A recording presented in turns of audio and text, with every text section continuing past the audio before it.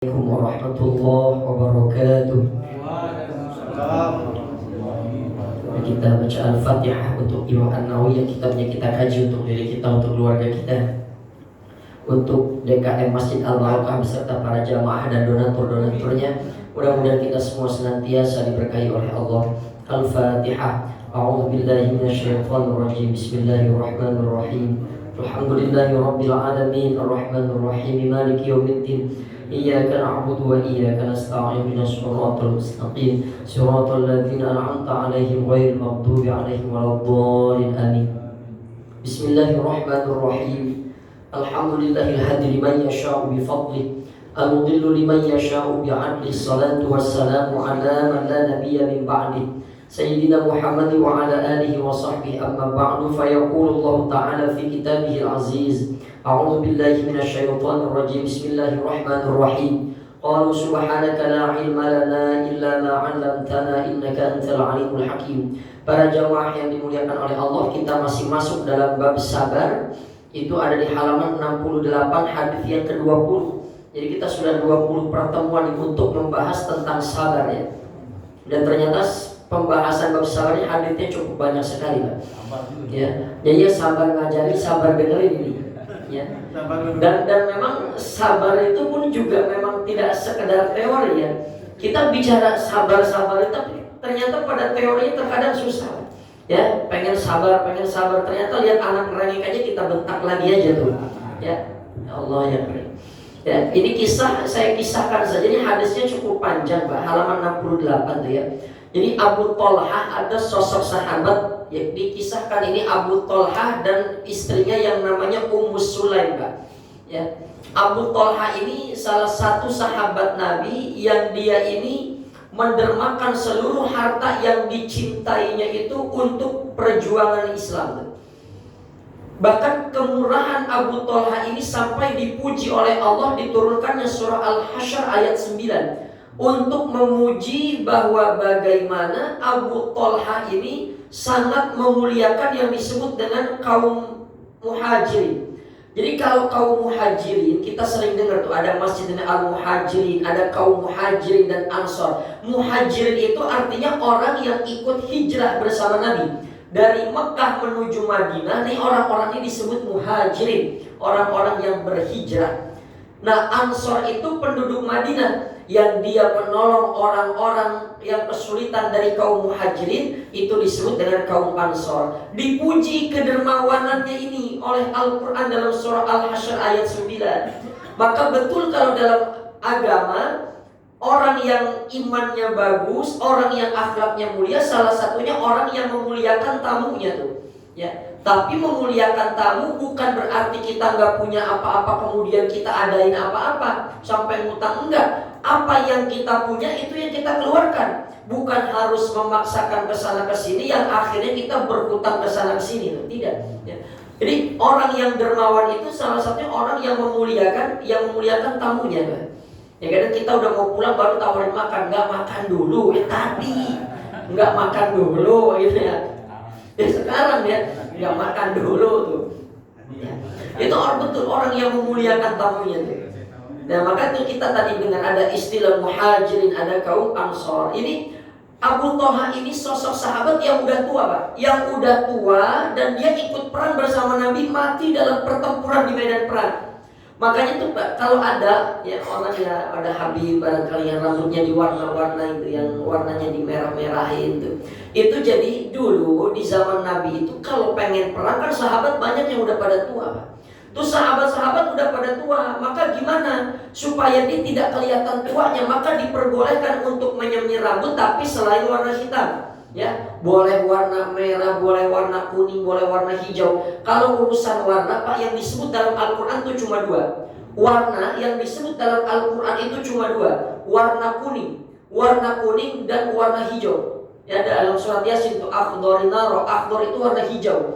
Jadi yang disukai sama Allah itu dalam Al-Quran dua. Yang disebut warna itu cuma dua. Ada warna kuning dan ada warna hijau. Ini dua warna yang disebut dalam Al-Quran. Maka ketika dulu dalam kisah Bani Israil pengen menyembelih, kata Allah, cari sapi yang warnanya warna kuning. Jadi dua warna yang disebut dalam Al-Quran, kuning sama kuning sama hijau. Ya, maka nanti kalau ada donatur yang pengen beli sejadah ini mintanya warna hijau gitu ya.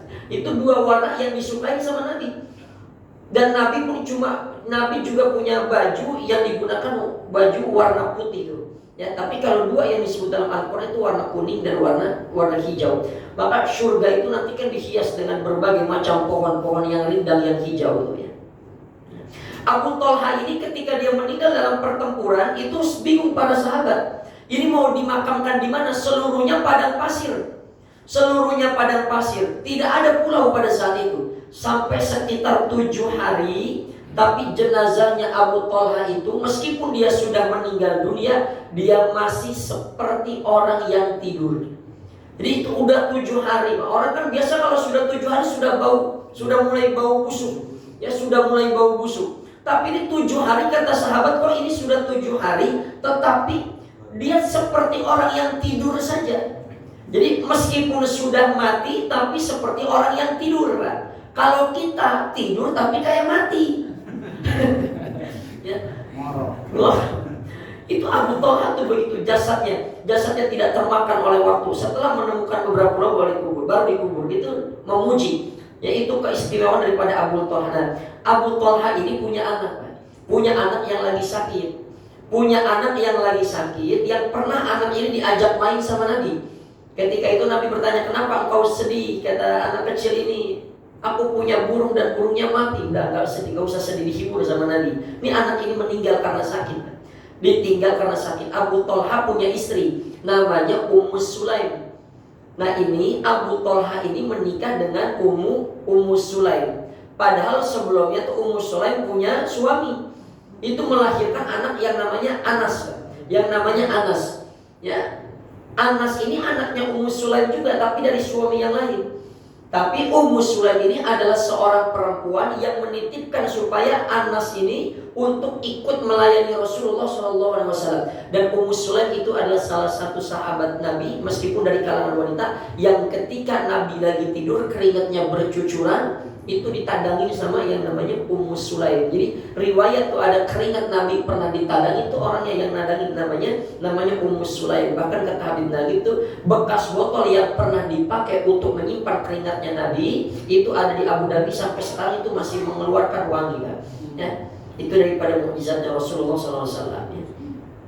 Nah, Abu Thalha ini meninggal. Abu Thalha ini punya istri Ummu Sulaim, punya anak yang sekitar umur 3 tahun 4 tahun meninggal. Jadi ketika anaknya lagi sakit, Abu Thalha tuh pergi. Abu Thalha pergi. Begitu malam nih Abu Thalha pulang, ternyata anaknya sudah meninggal. Tapi Ummu Sulaim mengatakan kepada keluarga yang ada di dalam rumah itu, jangan sampaikan berita kematian anak ini sebelum aku yang menyampaikannya. Artinya semua tetap tenang, semua tetap diam. Abu Thalha pulang bertanya kepada Ummu Sulaim dalam teks hadis itu, ditanya bagaimana keadaan anak kita sekarang? Bagaimana keadaan anak kita sekarang? Kata Ummu Sulaim, tenang, anak kita sudah tenang. Pikir Abu Thalha ketika dibilang anaknya sudah tenang tuh udah sembuh. Padahal maksudnya Ummu Sulaim sudah tenang itu sudah meninggal, Pak. Ya. Makanya kan orang yang sudah meninggal tuh diumumkan tuh telah berpulang rahmatullah dengan tenang gitu ya. Jadi betul kalau dalam konteks agama al-mautu rahatul lil mu'min. Mati itu adalah istirahatnya orang-orang yang beriman. Al-mautu tuhfatul mu'min. Kematian itu kado terindah untuk orang-orang yang beriman. Karena memang kematian itu adalah sebagai penenang buat orang-orang yang beriman. Jadi namanya di dunia itu nggak ada istilah kita hidup pengen tenang, nggak ada. Tidur kadang keganggu sama suara berisik. Ya, tidur keganggu, pengen ibadah khusyuk ada saja yang ganggu gitu. Jadi untuk tenang itu orang kalau pengen ribut-ribut, pengen tenang ya mati memang. Karena al-maut rahatul lil mu'min. Kata Ummu Sulaim, tenang, anak kita sudah sangat tenang sekali. Disiapkan makan. Jadi ketika anaknya meninggal tuh, itu buru-buru Ummu Sulaim tuh masak. Buru-buru masak dengan masakan yang enak. Dan kata Anas, ini yang menceritakan Anas ini anaknya dari Ummu Sulaim, cuma Abu Thalha itu bapak tirinya dari Anas. Ini yang ceritain Anas nih. Ya, Sayyidina Anas. Kemudian kata Anas ini menuturkan, ibuku pada saat itu berhias begitu cantik luar biasa, yang belum pernah sebelumnya dia dandan begitu. Dia masak masakan yang paling disukai oleh ayah tiriku yang namanya Abu Thalha. Itu dihidangkan makanan, disiapkan segala macam. Ternyata urusan pemakaman itu dihandle sama siapa? Sama istrinya, Pak. Sama istrinya disebut dengan Ummu Sulaim. Jadi suaminya pulang tuh dalam satu riwayat memang anaknya sudah dikubur, udah nggak ada di kamar lagi, sudah dikubur. Setelah itu suaminya ini namanya Abu Thalhah makan dengan nikmat. Ya, kemudian setelah itu dia bercerita di kamar. Mohon maaf, bahkan dalam hadis itu disebutkan setelah itu terjadilah hubungan biologis antara Ummu Sulaim dengan Abu Thalhah. Terjadi hubungan biologis. Setelah terjadi hubungan biologis, sudah tenang kondisi jiwanya. Kemudian Ummu Sulaim ini bertanya, bagaimana pendapatmu wahai suamiku, kalau ada suatu kaum yang meminjamkan barang atau meminjamkan sesuatu, kemudian suatu saat hendak diambil lagi, apakah kita berhak untuk menahannya? Kata Abu Thalhah, tidak berhak. Sesuatu pinjaman kalau sudah diambil, maka dia akan kembali kepada pemiliknya dan kita tidak boleh menahannya. Apa kata Ummu Sulaim? Itulah yang terjadi pada diri kita, ya, bahwa anak kita telah meninggal dunia. Akhirnya Abu Thalhah agak marah juga. Kalau begini peristiwa ini akan saya sampaikan kepada Nabi, karena dirahasiakan kematiannya, Pak. Disampaikanlah kepada Nabi, bercerita ini itu. Apa kata Nabi? Apa kau tadi malam sempat melakukan hubungan biologis? Betul ya Rasul. Baik, kalau begitu didoakan mudah-mudahan kau punya anak lagi. Ya, setelah beberapa bulan, ya 9 bulan lebih, barulah melahirkan lagi Ummu Sulaim seorang anak, Pak. Bahkan anaknya dalam riwayat itu sampai 9, dan ke-9-9-nya itu adalah penghafal Al-Quran. Nah, maka di sini dijelaskan tuh, disyarahkan tuh di halaman berapa? Di halaman 60, di halaman 71, ya. Di halaman 71 itu dijelaskan. Hadis ini mengandung contoh bagaimana sosok istri yang solehah, yang berkaitan dengan kecerdasannya. Maka kalau ada yang mengatakan perempuan percuma sekolah tinggi-tinggi, nanti pun ujung-ujungnya ke dapur, justru ini yang merendahkan harkat martabat perempuan. Dulu saya pernah masuk kuliah itu namanya pelajaran teori materi gender dalam perspektif agama, dalam perspektif Islam. Jadi memang zaman jahiliyah itu, Pak, perempuan itu kalau dia sedang haid itu diusir dari rumahnya, tidak diberi makan, tidak diberi minum. Kenapa perempuan haid diusir dari rumahnya? Disebabkan segala sesuatu yang dia sentuh, yang dia injak, itu dianggap mengandung najis. Lantaran haidnya dia itu. Tapi ketika Islam datang, tidak. Ya, dimuliakanlah bagaimana sosok perempuan. Ini kesabaran Ummu Sulaim dalam menghadapi cobaan. Ini yang harus ditiru, Pak. Maka dipuji Ummu Sulaim ini oleh Nabi, dipuji Ummu Sulaim ini oleh Allah lantaran kesabarannya. Karena biasanya perempuan itu lebih enggak sabar daripada laki-laki dalam urusan kehilangan orang yang dicintai. Lihat kalau ada yang meninggal, itu kan yang paling gegoakan yang perempuan, Pak. Oh, paling ramai itu. Sampai kadang kita mau talkinin orang aja itu susah.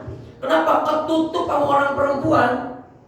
Ya, padahal kalau kita mentalkinkan orang itu cukup satu orang saja dengan mengucapkan la ilaha illallah. Meskipun cuma satu kali, yang penting si yang calon jenazah ini, yang penting dia ikut. Yang perempuan pada minggir aja udah. Kadang ustadznya mau nalkinin susah, karena banyak pada teriak, pada gegoakan begitu. Ciri orang itu ikut kalimat la ilaha illallah, biasa mulutnya gerak. Makanya kenapa kalimat la ilaha illallah itu adalah kalimat-kalimat, huruf-huruf yang kalau dia mengucap meskipun tidak keluar suara tapi mulutnya pasti gerak. Itu keagungan lafaz la ilaha illallah. Hanya perempuan kalau ada yang dimakamin, Pak, mau suaminya kayak mau siapa, idealnya gak usah ikut, udah. Ya, ini Ummu Sulaim kan sosok yang sabar. Bagaimana ketika anaknya meninggal, dia tetap berhias dengan cantik, dia tetap masak yang enak, dan dia melayani suaminya. Ya. Maka perempuan itu, kata Imam An-Nawawi, makruh kalau dia ikut ke pemakaman untuk nguburin siapanya maupun suaminya, meskipun orang tuanya, makruh. Bahkan ada pendapat yang mengatakan haram kalau sampai perempuan ini kehormatannya itu hilang. Ya. Ya kan, kalau dia teriak-teriak lihat suaminya dikuburin meninggal, akhirnya pingsan, itu kan yang gotong siapa saja, Pak. Siapa aja yang megang. Ya kalau nenek-nenek tua sih siapa aja bodo amat dah. Kan kalau yang muda, janda muda, Pak, ya kita pernah yang gotong juga tuh. Ya jadi makruh, jangan ikut ke pemakaman, hukumnya makruh. Ya perempuan itu makruh, yang ada malah ngeribetin, jangan. cari yang lain aja. Yang laki-laki saja sudah, yang perempuan cukup di rumah. Ustaz, nanti kita nggak ngelihat jenazahnya. Loh, emang kalau udah dimasukin ke kurung batang juga kita udah nggak ngelihat kok. Kita udah nggak ngelihat. Ya maka lebih baik perempuan itu di rumah saja udah. Ya, khawatir kena hukum makruh atau bahkan sampai pada derajat-derajat yang haram. Maka di sini ada keistimewaan orang-orang yang ditinggal oleh anaknya nih. Ini ada riwayat dari Anas ya radhiyallahu anhu berkata, tidaklah seorang muslim yamutu lahu thalathah, yang meninggal anaknya sampai 3 anak, sedangkan anak itu belum mencapai usia dewasa, tidaklah Allah melainkan memasukkan surga untuk orang ini melalui rahmatnya. Jadi kalau naudzubillah ada orang yang 3-3-nya anaknya meninggal nih. Ya 3 anak sampai meninggal, maka ini Allah jamin selama dia punya keimanan, Allah jamin untuk masuk surga. Lantaran syafaat daripada anak yang telah meninggal dunia ini.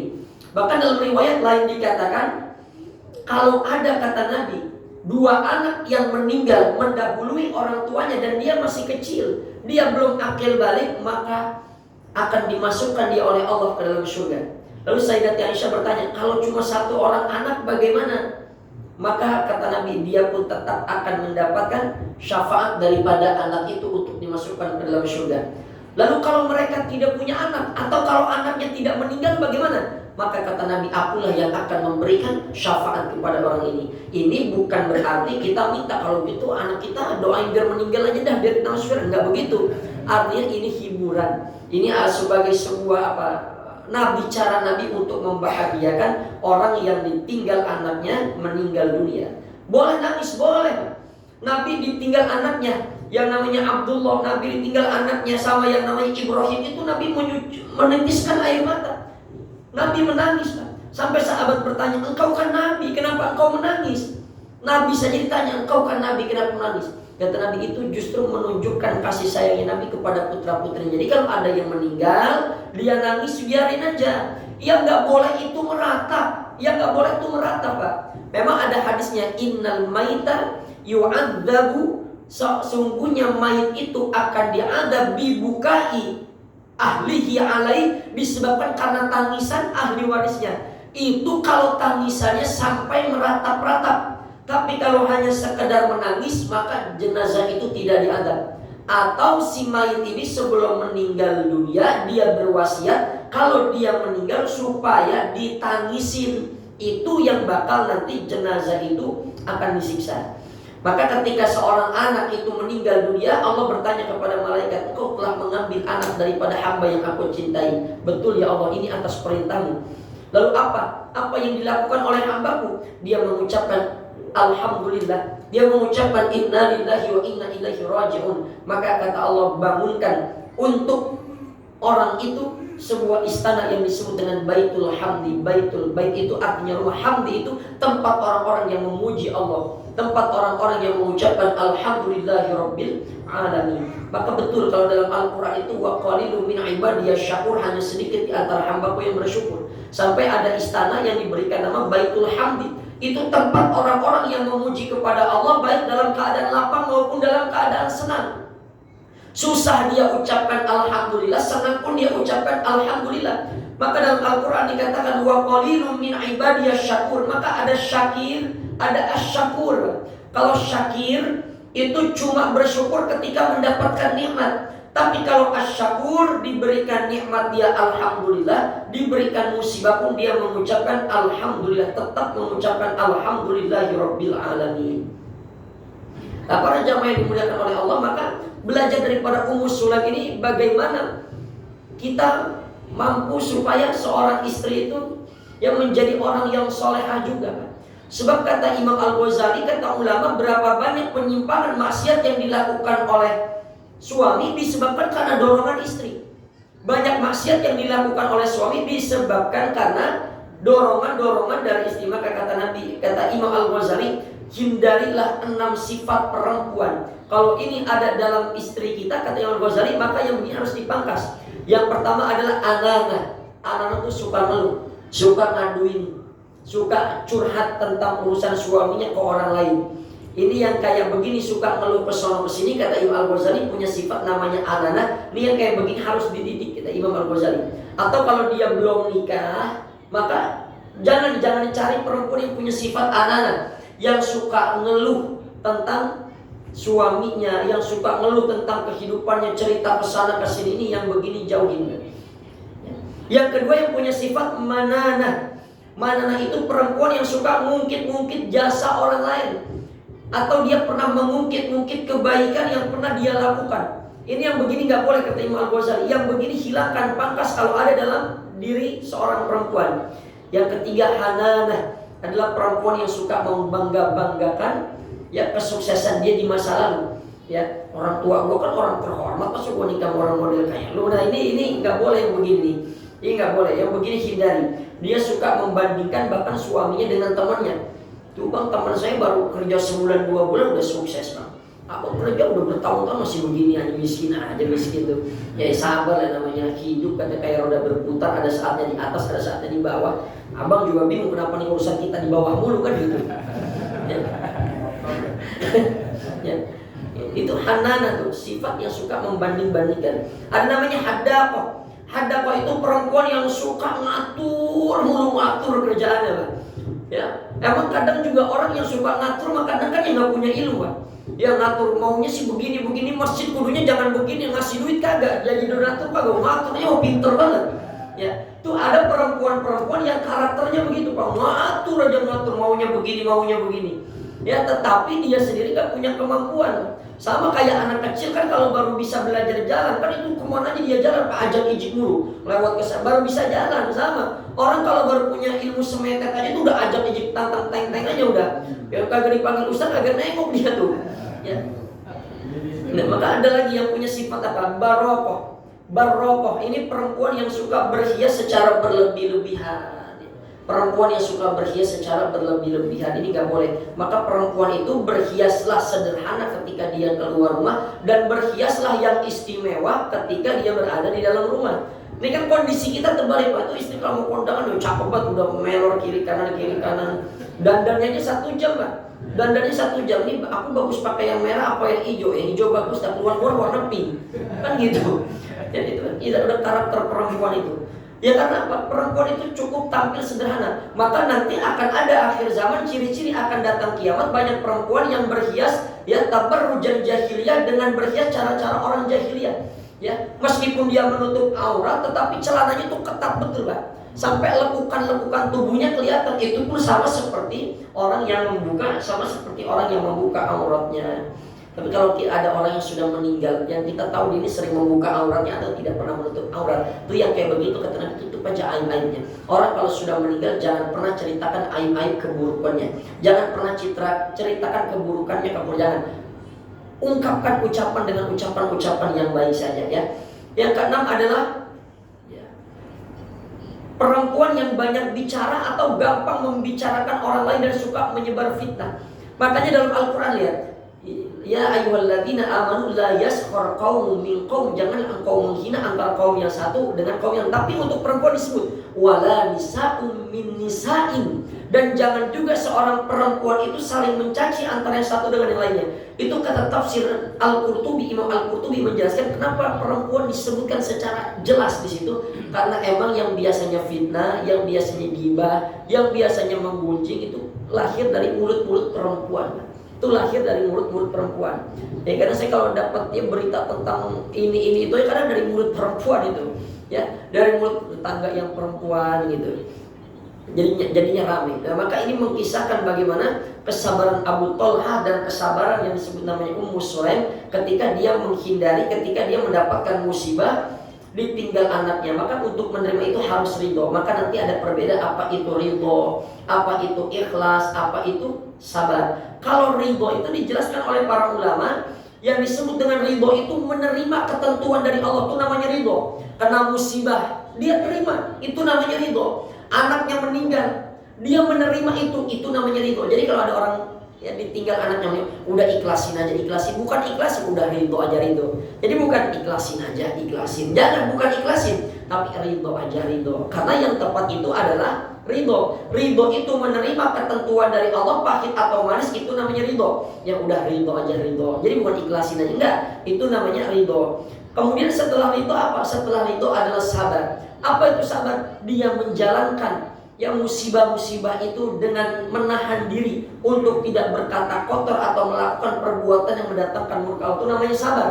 Jadi ketika menerima musibah itu namanya ridho. Menerima musibah namanya ridho. Kemudian ketika dia menjalani musibah itu namanya dia jalankan dengan sabar. Lalu kalau ikhlas itu apa? Ridho yang dia lakukan, sabar yang dia lakukan, dia niatkan semata-mata hanya untuk kepada Allah Subhanahu wa taala. Maka ridho itu makom yang tertinggi. Itu kalau habis tarawih, Allahumma inna nas'aluka ridhoka wal jannah. Allahumma inna nas'aluka ridhoka wal jannah. Kami minta kepadamu yang ridhomu dan minta surga. Jadi minta ridho dulu, baru minta surga. Karena keridhaan Allah itu pasti akan mendatangkan surga. Ya, wallahu a'lam. Kalau tanya jawab saya persilakan. Udah jam 1 ini.